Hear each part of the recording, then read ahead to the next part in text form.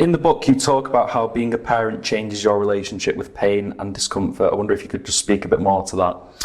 Well, I'm sure anybody watching this who is a parent, including yourself, Tom, Yes. will resonate with this, whether you're a mother or father.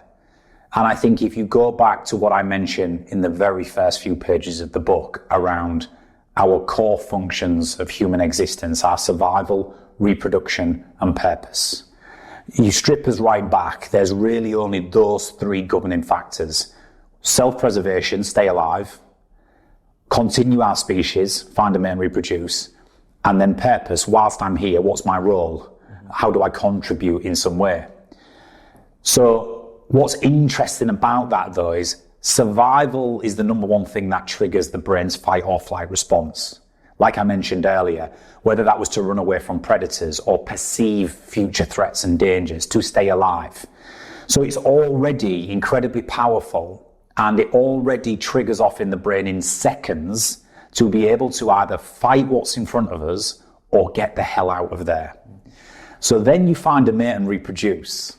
And if you even think back to our hunter-gatherer days, our ancestors, once a child enters the tribe, you then assume responsibility for the survival on behalf of that child. You carry the burden of survival because they can't carry it themselves.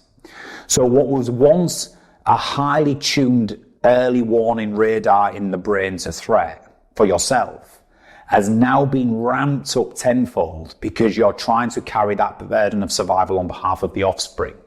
Now, if you then times that offspring by 2 or 3, you can understand how the human brain can go from self-preservation to everything around me is now a danger, because you are watching the little ones. You are, let's fast track to modern day life.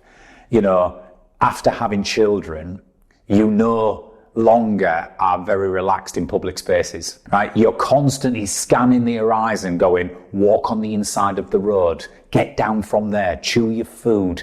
Everything is a danger, right? So you're almost on high alert all the time. So if there's anybody watching this who has become a parent or has been a parent for some time, and you ever wonder why your levels of anxiety to potential threats and danger has gone through the roof after having children, and your brain's ability to hypothetically worry about the future and what might happen, if you've ever wondered why that goes up, it's because you are carrying the burden of survival on behalf of the children.